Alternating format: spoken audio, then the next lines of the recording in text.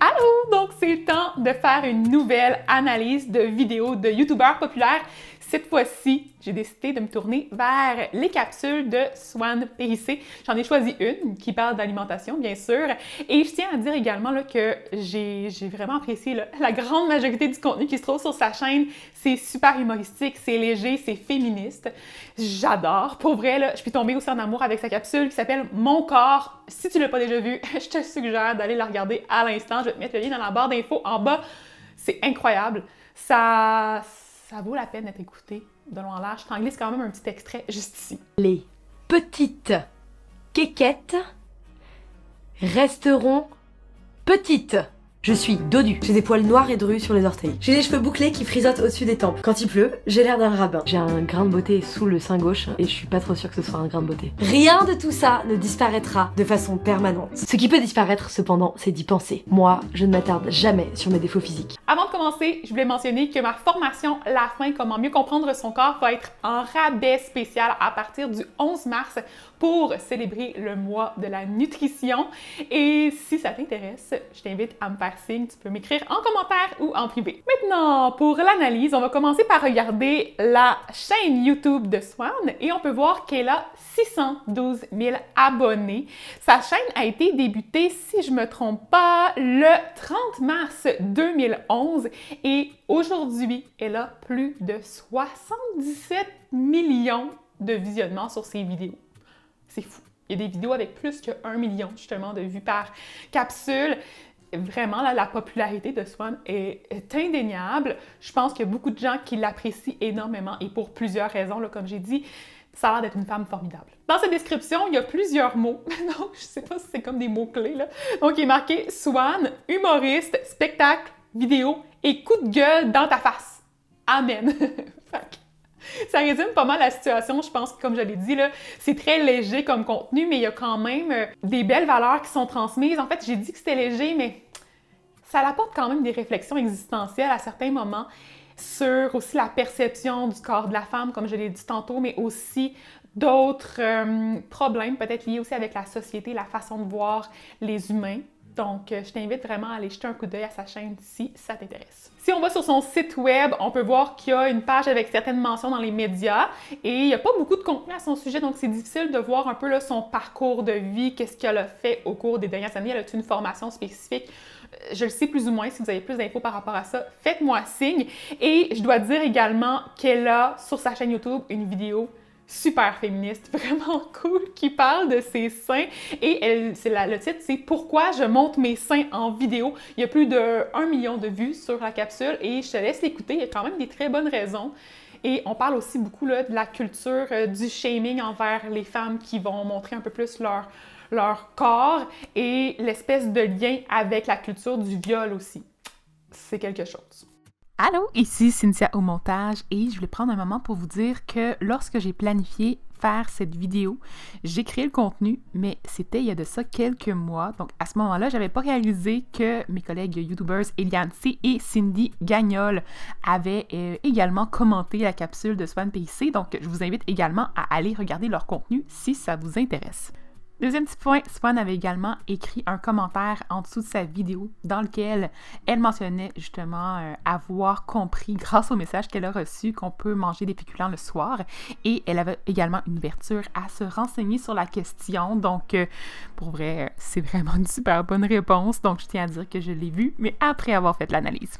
Maintenant, pour l'analyse, on va commencer en regardant ensemble certains clips et je vais les commenter, donc ajouter certaines nuances.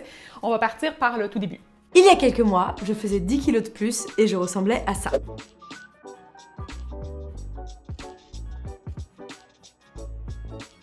Il s'est passé beaucoup de choses physiques et mentales depuis dans ma vie et j'ai beaucoup changé physiquement. Ce que j'aime vraiment avec Swan, c'est que l'autodérision, ça y fait pas peur.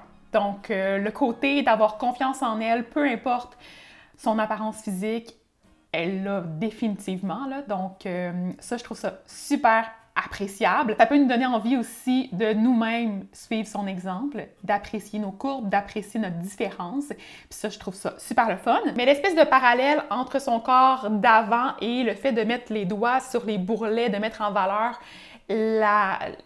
l'accumulation de gras à certains endroits sur le corps, ça m'a fait un petit peu grincer des dents, surtout parce que l'objectif de ces vidéos, en tout cas celle sur son corps, c'était vraiment de valoriser tous ces différents types de corps-là. Donc, le fait de vraiment pointer du doigt un aspect du corps en particulier qui est moins apprécié selon les standards de société, c'est ça. Ça me fait réfléchir, puis on dirait que je trouve que ça part la vidéo sur une touche un peu plus négative. Environ 3000 personnes m'ont demandé « Mais Swan, comment as-tu fait pour obtenir un physique de rêve ?» Tu sais, les deux mélanges là, avec les vidéos d'elle qui explique la situation, puis des petits clips d'elle qui fait des faces drôles, puis qui fait vraiment comme de l'humour en arrière. Je trouve ça super intéressant. Par contre, les questions des gens par rapport à ces changements d'apparence, je trouve que c'est dommage, en fait, que les gens aient été posés ce genre de questions-là. Je trouve que c'est inapproprié. On ne devrait pas essayer de comprendre les secrets de perte de poids de tous et chacun. Parfois, il faut savoir que la perte de poids, c'est aussi lié avec une détresse immense. Si on parle, par exemple, aux gens qui souffrent de troubles alimentaires ou peut-être même aux gens qui se sont imposés vraiment beaucoup de restrictions pour atteindre ce poids-là et qui finalement sont dans un état là, de famine. Là. Ils ont faim tout le temps ou ils se sentent vraiment déprimés ou du point de vue, justement, santé mentale, ça va pas. Puis nous, on fait juste continuer à encourager ces comportements qui sont destructeurs. Donc, pas sûr. Avec les questions par rapport au poids, on peut s'abstenir. Si vous êtes moelleux, si vous êtes gros, si vous êtes grosse, mais que vous êtes heureux, kiffez la life, soyez heureux. C'est le fun! On aurait pu finir la vidéo comme ça. Si on est moelleux, si on est gros, si on est grosse. Voilà! C'est bien! On a tous le droit d'avoir un corps différent, un corps qui nous est propre, qui nous permet d'avoir une alimentation qui nous satisfait, qui nous permet aussi de ne pas s'imposer 70 milliards de restrictions puis de règles alimentaires, qui nous permet d'avoir de l'énergie aussi, puis de pouvoir traverser nos journées avec une humeur qui va rester le plus possible dans le positif. Hein. C'est sûr qu'il y a des moments dans la vie où c'est plus difficile, c'est normal, mais c'est pas normal d'être obsédé par notre alimentation puis par la perte de poids.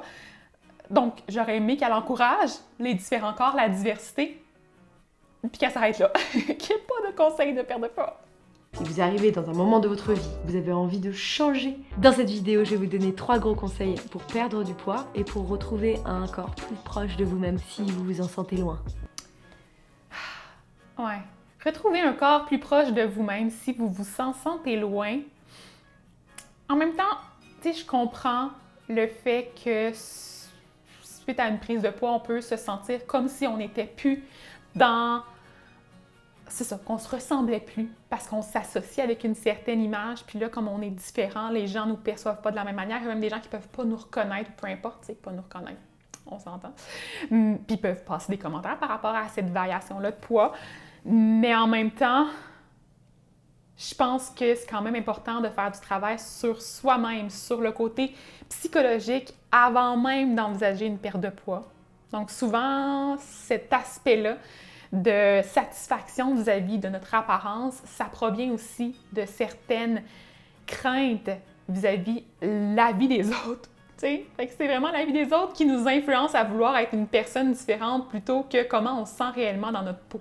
Ils font des brassières et des leggings vegan qui maintiennent bien au niveau de la taille et qui vous permettent de croire que j'ai perdu énormément de poids, alors qu'en fait j'en ai perdu un petit peu. Ouais, des leggings qui permettent de nous faire croire, de donner l'impression qu'on a perdu plein de poids pour pouvoir correspondre aux standards de beauté, alors que finalement, on n'a pas perdu tant que ça. Donc, l'illusion, l'espèce de, d'impression que notre corps est différent, mais s'il n'est pas vraiment, on s'entend, ça change rien sur... Ça change rien. Ça change rien, à part le regard que les autres ont sur nous. Peut-être qu'ils vont nous considérer comme étant plus beau, belle. Je trouve ça plate, en fait, de voir que les gens vont juger notre valeur selon notre apparence. Puis nous-mêmes, qu'on puisse se trouver plus beau, belle, si on est plus mince ou qu'on a l'air plus mince, simplement. D'abord, et c'est important de le dire, on ne grossit pas du tout parce qu'on fait pas de sport et parce qu'on mange mal. Il y a plein d'autres choses qui rentrent en compte. Par exemple, on a tous des hormones, un sommeil, un métabolisme différent, qui fait qu'en fait notre corps, il va décider si on devient dodu du cul ou si on se tape un bide de bière alors qu'on boit pas de bière. Je trouve ça intéressant, par exemple, qu'elle mentionne le fait que les variations de poids ne sont pas seulement liées avec notre alimentation ou le fait qu'on ne soit pas actif, qu'on ne dépense pas assez de calories. Il y a une panoplie d'autres facteurs qui rentrent dans la balance et on compte entre autres, oui, la génétique, oui, les prédispositions par rapport à l'environnement, par rapport à l'aspect santé mentale, le stress justement qu'on pourrait s'imposer, les hormones qui circulent dans notre corps, l'éducation qu'on a pu avoir, l'aspect culturel. Tu sais, il y en a beaucoup, beaucoup, beaucoup là. Fait que je vais pas toutes les énumérer ici, mais on comprend que c'est super le fun qu'elle mentionne, qu'on n'est pas tous et chacun dotés du même potentiel du point de vue du corps. Mais ça veut pas dire qu'il y a des corps qui sont moins bons que d'autres. Dans cette vidéo, je vais vous raconter des choses qui ont fonctionné pour moi, mais si vous voulez avoir un accompagnement individuel, moi j'ai été aidée par une coach, elle s'appelle Delphine Sport Santé, je vous mets le lien dans la description. Elle m'a changé mon rapport au sport et à la nourriture, et c'était très très chouette. Ouais, je trouvais ça super cool. J'allais me noter au moins un disclaimer au début comme quoi elle donne des conseils liés avec sa situation, que c'est vraiment des anecdotes, que c'est son expérience, puis qu'elle renseigne les gens sur les ressources qui sont aussi disponibles à eux pour pouvoir les diriger vers des professionnels de la santé compétents qui peuvent, c'est ça, les encadrer d'une manière qui est beaucoup plus bienveillante et appropriée à leur situation médicale et situation globale. Mais là, elle redirige vers sa coach. Puis ça m'aurait pas tant que ça dérangé parce que de la motivation, ça peut venir d'une coach aussi. Le problème ici, c'est vraiment que la coach en question travaille pour USANA. Donc, pour ceux qui ne le savent pas, USANA, c'est une MLM. Je pourrais l'analyser un jour. D'ailleurs, j'ai tellement fait d'analyse jusqu'à maintenant de MLM que je suis certaine que vous avez aussi suffisamment de vidéos là, pour avoir au moins le concept de c'est quoi exactement ce genre de compagnie-là. Et il y a vraiment beaucoup, beaucoup de suppléments, là, petits indices là, qui sont proposés par ces membres-là. Donc, moi, en tout cas, je serais peut-être pas super à l'aise à recommander les gens à aller vers une personne qui endose des produits qui sont inappropriés.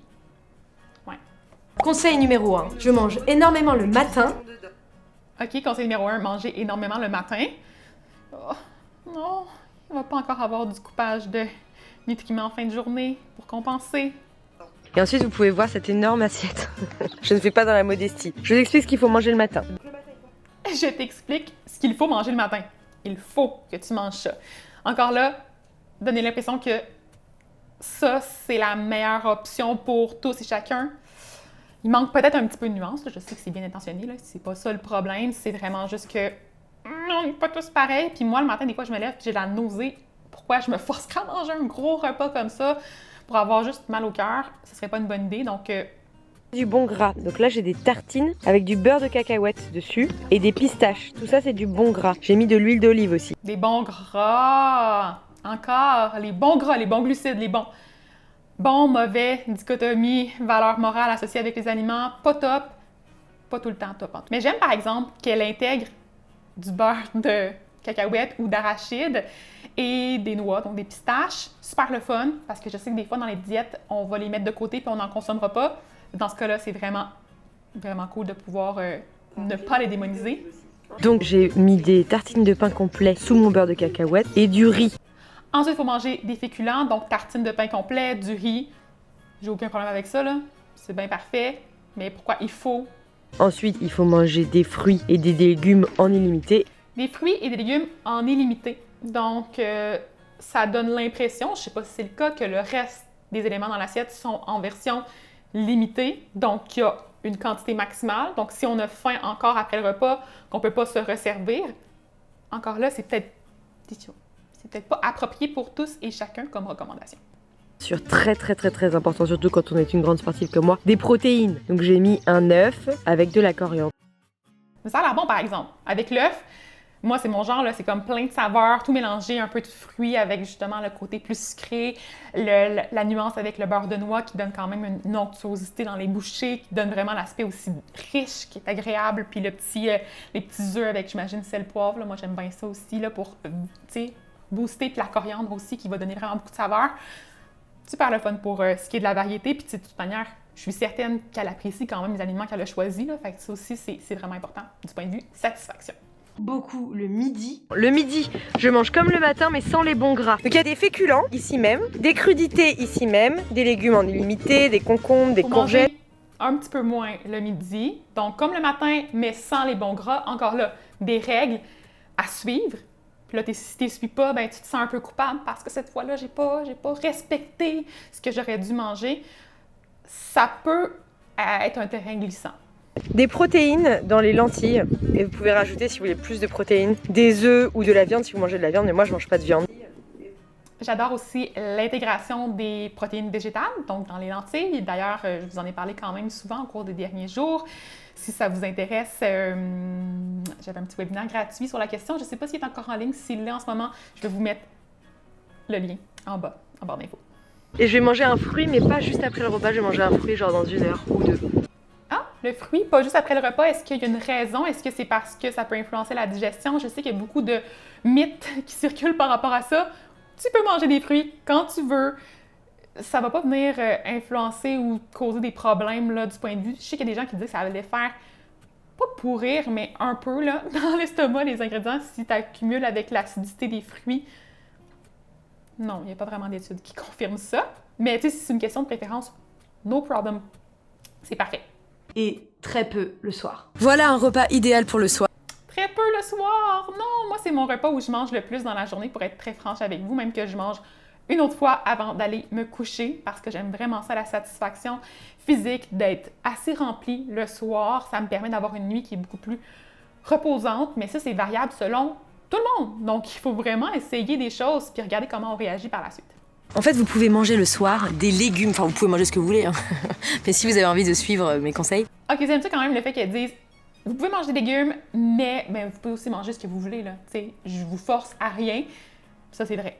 Donc, l'essentiel, c'est de savoir qu'on n'est jamais forcé à suivre une telle ou une telle diète, une telle ou une telle façon de faire, puis qu'on peut peut-être, au contraire, s'en inspirer pour retenir des éléments qui nous font plaisir, qui nous font du bien, puis mettre de côté le reste, aux poubelles. Et il faut manger pas beaucoup. Là, j'ai trop de nourriture, par exemple. Mais moi, je suis une goinfre et j'ai fait du surf toute la journée. Sorry, on n'a pas la même vie. Donc, il faut pas manger pas beaucoup, mais là, j'ai beaucoup de nourriture. Je suis une goinfre, j'ai fait du surf, fait que je le mérite. Je sais pas trop comment ça peut être interprété. De mon côté, j'avoue que je suis vraiment gourmande dans la vie, puis je pense pas que... Pour moi, c'est pas négatif de me considérer comme étant une personne qui mange beaucoup, mais je sais qu'il y a d'autres personnes qui vont se sentir mal de manger beaucoup. Puis... c'est pas un problème, là. Je veux dire, si on est justement, si on bouge, puis même si on bouge pas, si on a faim, on a le droit de manger plus. N'importe quel moment de la journée aussi, hein. Tu as le droit de manger plus le soir, si tu veux. Il faut manger des légumes et des protéines. Il faut éviter les féculents le soir, éviter le riz, le quinoa ou les pâtes, ou alors en très petite quantité, parce qu'en fait, je crois que quand tu dors, ça se transforme en sucre. Ouais, non, ça c'est une croyance comme quoi, quand tu dors, si tu accumules un peu plus de glucides en soirée, que ça va se transformer en sucre, puis que ça va se transformer en gras après, puis que ça va faire de l'accumulation, puis de la prise de poids, puis... Non. Que tu manges tes glucides le matin ou le soir, l'effet dans le métabolisme, c'est pratiquement la même chose. Il y a certaines petites nuances, mais c'est pas considérable sur la balance entière d'une journée. Et surtout, il ne faut pas manger de sucre. Oh non! Pas manger de sucre! Je serais vraiment triste parce que moi, mon chocolat, c'est comme mon petit... Ça fait partie de ma routine quotidienne, là. J'adore ça, puis je serais vraiment déçue d'avoir un menu qui ne me permet pas d'en consommer. Vraiment. Ça, puis les desserts. La crème glacée. Donc là, par exemple, je vous montre une assiette parfaite pour le soir. Il y a des petites courgettes vertes et des petites courgettes jaunes qui ont été revenues dans de l'ail avec du sel et de l'huile d'olive. Des petits morceaux de pommes que je vais manger plutôt en début de repas parce que le sucre, ça ouvre l'appétit. Ah! Des morceaux de pommes qu'il faut manger en début de repas parce que le sucre, ça ouvre l'appétit. Peut-être dans son contexte, mais du point de vue scientifique, je pense pas. Je pourrais aller valider, mais je suis certaine que non, en fait. Évitez le pain, évitez tout ce qui est lourd et qui tient au corps. Il faut que vous vous sentiez léger après votre repas du soir. Évitez le pain! Ces temps-ci, j'ai une obsession pour les tortillas, les pains pita, puis aussi, ben là, pour le granola, ça compte pas dans le pain, là, mais c'est quand même des glucides, donc j'imagine que tu peux en manger juste le matin, mais j'en mange le soir. Ouais. Parfois, je prends un petit goûter léger à 11h du matin ou bien à 17h. Regardez, il me reste de la graisse sur les bras quand même. Donc, elle mange aussi des collations, donc des goûters légers. Ça m'arrive de prendre des goûters qui sont plus denses. Ça arrive aussi quand on a faim, donc on ne devrait pas non plus se limiter. Les goûters sont obligés d'être légers. Et je te dirais aussi que... La nourriture, c'est de l'énergie qu'on donne à notre corps. Et en général, le soir, on n'a pas trop besoin d'énergie, ok? On a besoin de draps propres, d'un oreiller moelleux, d'un matelas pas trop mou, mais pas trop dur, et d'un homme pour nous faire l'amour. Ah, ça commençait super bien! La nourriture, c'est de l'énergie qu'on donne à notre corps. il y en a besoin pour fonctionner, même si on n'est pas actif, pour faire battre le cœur, pour faire respirer les poumons, pour nous faire juste continuer d'être en vie.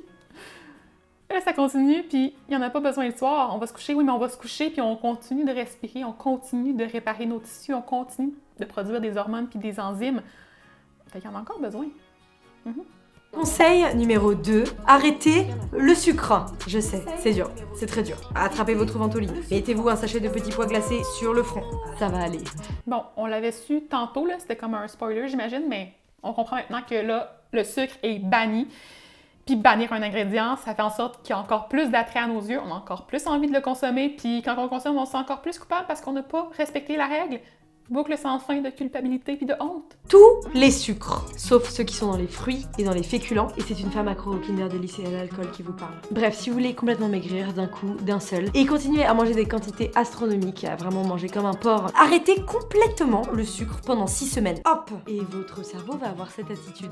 Nourris-moi de sucre, mange tout de suite 10 Kinder Country, suicide-toi ou bien mange du sucre! Ouais, puis il faut aussi comprendre que l'alcool, c'est pas un sucre, là. L'alcool, c'est vraiment un autre nutriment qui va, oui, être métabolisé pour former des glucides éventuellement dans le corps, là, pour alimenter les différents organes en énergie. Mais, ouais, on compte les protéines, les lipides, les glucides et l'alcool, c'est un autre type de nutriment. Puis à moins que tu prennes un cocktail avec des boissons, mettons, du jus de fruits ou ces choses-là, ou de la boisson gazeuse, par exemple, c'est certain que là, c'est du sucre. Mais, encore là, bannir un ingrédient, pas sûr, surtout si t'en as envie, puis surtout si ça te permet d'avoir un petit sentiment de satisfaction de temps en temps, puis que c'est balancé comme façon de consommer. Les seuls sucres qui sont bons pour vous, c'est les sucres qu'il y a dans les fruits et il ne faut pas les mixer. Si tu le mixes, ça enlève les fibres et ça devient du sucre qui, paf, rentre directement dans tes poignées d'amour. Ouais, seuls les sucres qui sont bons sont dans les fruits. C'est pas grave de consommer d'autres sucres, notre corps est capable de le métaboliser. C'est juste que oui, on comprend que les fruits viennent aussi avec un beau bagage en nutriments, contrairement, mettons, à une barre de chocolat, peu importe. Mais c'est quand même des nutriments, c'est quand même de l'énergie que notre corps va absorber, puis c'est juste pas la fin du monde. C'est juste vraiment pas grave. Sur l'échelle des choses, là. Le troisième conseil en alimentation, c'est arrêter de grignoter. Ne grignotez sous aucun prétexte. Ouais. Le grignotage aussi, c'est une autre question qui revient souvent. Manger des collations, c'est une bonne chose, tout dépendant de comment on le fait, puis de comment on se sent, en fait, pendant qu'on le fait. Je sais qu'il y a des gens qui vont grignoter pour oublier des émotions, puis tout ça, puis qui vont le faire pour, justement, gérer un petit peu la détresse psychologique et tout ça. Mais en fait, c'est pas grave de le faire comme ça. C'est juste qu'il faut comprendre que s'il y a quelque chose qui cloche, il faut aussi aller se renseigner auprès des bonnes personnes pour régler le problème en amont, avant même qu'on se rende au point où est-ce qu'on est vraiment juste déprimé puis qu'on ne sait plus quoi faire pour se sentir mieux. Fait qu'il existe plusieurs façons de gérer ces situations-là, mais je pense que c'est pas en arrêtant de grignoter, donc en se donnant plus l'opportunité de manger si on a faim entre les repas, qu'on va s'aligner dans la bonne voie. En fait, pour pouvoir perdre du poids, il faut laisser notre digestion et notre estomac tranquilles. Ouais, le concept comme quoi il faut laisser notre estomac tranquille, il y a vraiment beaucoup de nuances à porter à ça. J'en ai parlé un petit peu dans ma série sur le jeûne intermittent. Faudrait que je me repenche sur la question. Je pense pas que ce soit nécessaire. Oui, ça modifie certaines réactions du corps de donner des petits temps de pause aux organes, mais c'est pas... Non, c'est pas une façon de faire pour perdre du poids. Je pense juste que dans certains contextes, pour ce qui est du confort, mettons, au niveau de l'estomac, tout ça, des fois, ça peut aider de juste relaxer puis de pas tout le temps manger au cours de la journée puis de manger dans la nuit tout le temps. Mais c'est pas grave non plus. Si t'as faim, t'as faim. Il faut apprendre à avoir confiance en ces signaux-là que notre corps nous envoie. Puis souvent, après avoir fait plein de diètes, justement, on n'est plus capable de les respecter puis de les écouter comme il faut, ces impressions-là. Donc, il faut aller consulter une nutritionniste qui va pouvoir nous donner des conseils qui vont être ajustés à notre situation. Mais le sport, mon gars, le sport, ma meuf, ça change tout. Ça change tout ton être entier. Mais c'est pas ça qui te fait maigrir. Je trouve ça le fun, par exemple, par rapport au sport. Donc, elle mentionne que ça change tout, du côté psychologique, du côté satisfaction, du côté aussi, tu sais, bouger, c'est le fun, ça fait du bien, tu sais, aux articulations et tout ça. Mais c'est pas ça qui va faire maigrir. Super, super intéressant aussi comme point, je suis bien d'accord avec elle. un petit concentré de vie, d'énergie et de joie. On a tous cette vision du sport comme quelque chose de violent, quelque chose qui doit vous faire respirer très fort ou transpirer très fort ou souffrir très très fort. Pas du tout. Ça sert à rien d'essayer de courir des millions de kilomètres sur un tapis roulant pour brûler plus de calories. Si tu le fais dans un espoir de brûler justement des réserves de gras que tu aurais accumulées, tu n'auras jamais de plaisir et c'est vraiment comme une punition. Puis au final, c'est clair que tu vas juste te décourager ou avoir envie de pleurer. Conseil numéro 1, explorez toutes sortes de sports. Du moment que vous gigotez votre corps, vous faites du sport. Donc, il y a 1000 choses à explorer avec ce corps. S'étirer, c'est faire du sport. Faire l'amour, c'est faire du sport. Explorer toutes les sortes de sports, c'est génial comme conseil. Puis je dirais aussi que faire s'étirer, c'est faire du sport. J'adore ça aussi. Puis faire l'amour aussi, c'est faire du sport. Pensez-y, c'est super important aussi. Donc, essayez avec moi ou sans moi de faire 1 heure de sport par jour. Bon, le conseil avec 1 heure de sport par jour, je suis pas sûre que j'aurais été dans cette avenue-là parce qu'on s'entend que, encore là, des balises strictes qui sont pas nécessairement ajustées à chacun, c'est pas optimal. Puis moi, je recommande aussi d'avoir des périodes de repos pour donner le temps au corps de récupérer. Là, c'est pas fait ici. Conseil numéro 2, j'essaie de vivre un maximum d'aventures liées au sport. Vivre des aventures liées au sport, c'est vraiment super cool. Par contre, c'est sûr qu'en temps de pandémie, c'est plus difficile. Mais lorsqu'on va être de retour à la normale, là, sortez de chez vous, voyez des gens, pas tout de suite, et essayez justement de changer un peu vos habitudes, de découvrir des nouvelles façons d'animer votre corps, de danser, de faire du... Il y a plein de sports. Tu sais, il y en a plein. Je suis certaine, tu sais, moi, ces temps-ci, avec la neige, j'aime beaucoup le patin. J'aime bien pelleter aussi. Ça paraît ridicule, mais c'est vraiment satisfaisant. Et j'aime bien la marche, la raquette. Je veux faire du ski aussi ou du snow, la planche à neige éventuellement. En tout cas, j'ai plein de projets. J'espère qu'il va y avoir assez de neige pour les prochaines semaines pour que je puisse me lancer là-dedans. Enfin, en 3e partie, j'aimerais vous parler de ce que j'ai changé dans ma vie, surtout au niveau de mon entourage. Et le dernier conseil, c'est être bien entouré et j'aurais pas pu dire mieux. Donc, ça se termine vraiment sur une touche positive. J'adore ça. Donc, avoir du soutien moral, du soutien psychologique, c'est tellement indispensable. Donc, autant les proches que les professionnels de la santé, c'est vraiment... c'est la clé. Je tiens à dire aussi qu'elle termine en mentionnant un projet, donc Swan, qu'elle a créé, qui se trouve être une chaîne YouTube avec plein de capsules vraiment super pertinentes. La chaîne s'appelle, si je ne me trompe pas, Vers chez vous. Et elle a en ce moment 85 000 abonnés et il y a quand même une bonne quantité de vidéos, autant du point de vue rénover une chambre pour bébé de façon écolo, faire ses courses zéro déchet, produits ménagers zéro déchet, comment construire justement un jardin sur un balcon, une ruche. C'est vraiment le fun. Donc, j'ai vraiment hâte de me plonger plus en profondeur dans ces capsules-là. Je trouve ça impressionnant. La qualité du contenu aussi est là, c'est vraiment super humoristique, ça nous donne envie là, de continuer à visionner les différents clips. Et je dois finir aussi en vous mentionnant certains commentaires qui étaient écrits en dessous de la vidéo que j'ai analysée. Donc, un qui vient de My Better Self, qui est une YouTuber populaire également, qui disait qu'elle aimait beaucoup le contenu, le partage qu'elle avait fait, mais que malheureusement, il y avait certains petits trucs qui pourraient inciter les femmes à diaboliser la nourriture. Puis, à mentionner aussi que non, manger des féculents le soir, ça ne fait pas grossir. C'est prouvé scientifiquement avec une ressource. Puis, en fait, ça parlait du concept avec la consommation de glucides là, réduite à certains moments de la journée. Puis, je suis très d'accord avec elle. Donc, très bon commentaire. Il y a aussi un commentaire en dessous qui était fait par une diététicienne nutritionniste. Donc, j'imagine qu'elle pratique en France. Et elle a mentionné là, justement plusieurs petits problèmes là, en lien avec le discours de Swan à travers la vidéo. Comme quoi, justement, c'est pas une bonne idée d'arrêter de consommer du sucre, qu'il y a beaucoup de nuances à apporter. Là, puis je vais peut-être vous mettre le commentaire ici en visuel pour que vous puissiez le lire. Faites pause si nécessaire pour pouvoir regarder le tout. Donc, ça conclut la capsule. J'étais vraiment super heureuse de pouvoir vous refaire une vidéo dans ce style-là. Et je t'invite aussi, si tu n'as pas eu le temps encore et que tu es intéressé, à aller regarder dans la barre d'infos, il y a un lien avec plus d'informations par rapport à ma formation La Faim, comment mieux comprendre son corps, qui est présentement en période de rabais. Donc, pour une semaine, comme je l'ai mentionné, c'est limité dans le temps, mais ça va revenir éventuellement. Donc, si vous n'êtes pas prêt, faut pas paniquer. Et c'est remboursable aussi par certains assureurs. Il faut voir avec les vôtres si c'est le cas. Et ça vient avec une copie de mon livre, donc une copie papier qui va vous être livrée à la maison avec une possibilité de dédicace. Ça vous tente. Donc, je vais revenir aussi prochainement avec du contenu informatif sur différents sujets entre autres une grosse analyse de la diète cétogène. N'oublie pas de t'abonner à ma chaîne, de liker la vidéo si tu veux plus de capsules dans le style analyse de vidéos de YouTubeurs. Tu peux me présenter aussi tes suggestions de vidéos à analyser prochainement et un grand merci pour ton écoute. À bientôt!